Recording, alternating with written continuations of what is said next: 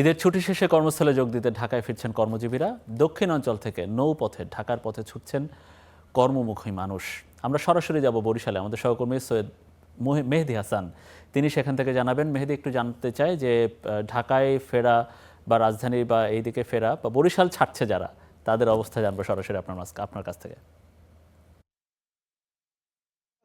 আমি এই মুহূর্তে রয়েছি বরিশাল নদী বন্দরে। এই নদী বন্দর থেকেই কিন্তু বরিশাল বিভাগের যে 5টি জেলা রয়েছে সেই 5টি জেলার অধিকাংশ মানুষ ঢাকামুখী হয়েছেন। আজকে একেবারেই শেষের দিন, অর্থাৎ আগামীকালকে শতভাগ মানুষ তাদের সরকারি বেসরকারি অফিসে জয়েন করবেন। সে কারণেই কিন্তু একেবারে উপচে পড়া ভিড়, যে ভিড় ছিল গতকালকে ঠিক একইভাবে আজকে কিন্তু মানুষ লড়াই করছে ঢাকার যাওয়ার জন্য। আমি যে বন্দরে রয়েছে বন্দরটিতে এখন পর্যন্ত 10টি লঞ্চ, একেবারে বড় 4তলা 10টি লঞ্চ নোঙর করা রয়েছে। আরও 2টি লঞ্চ ঝালকাঠি এবং বরগুনা ভায়া হয়ে এখান থেকে যাবে।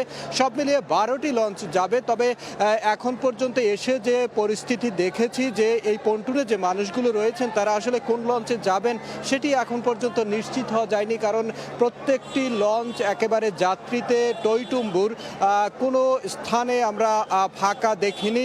ফলে অনেক যাত্রী এক লঞ্চ থেকে আর এক লঞ্চে ঘুরছেন, কোন লঞ্চে যাওয়া যায়। ঠিক একইভাবেই কিন্তু চিত্র ছিল আজকে সড়ক পথে। নতুল্লাবাদেও গাড়ির সংকট দেখা দিয়েছিল এবং এখানে এসে এই লঞ্চে আমরা দেখেছি যে তৃতীয় শ্রেণীর সাধারণত যে ভাড়া অন্যান্য সময় যে আদায় করা হয় 300 বা 250 টাকায়, এখন কিন্তু সেটি 400 টাকা করা হচ্ছে এবং কেবিন বলতে তো নেই কোনো দিকে। ঠিক একইভাবেই কিন্তু আমরা দেখেছি সড়ক পথেও, সড়কে সেখানে নৈরাজ্যর সংখ্যাটা বেশি ছিল, অর্থাৎ 500 টাকার ভাড়া 1200 টাকায়ও অনেকে টিকিট পায়নি। কিছুদিন আগেই, অর্থাৎ এই অল্প কয়েকদিন আগেই কিন্তু এই নদী বন্দর পরিদর্শন করেছিলেন নৌ পরিবহন প্রতিমন্ত্রী। তিনি কিন্তু বলেছিলেন যে বেশ কিছু নির্দেশনা, সেই নির্দেশনাগুলো কিন্তু এখানে আমরা এসে ওইভাবে মানতে দেখিনি। যদিও নৌবন্দর কর্তৃপক্ষ বলছেন যে যাত্রীদের চাপের কারণে সামাল দেওয়া যাচ্ছে না। ফলে শেষের দিনের যে যাত্রা, সেই যাত্রা কিন্তু একেবারে বেসামাল অবস্থায় ঢাকার দিকেই ছুটছে মানুষ।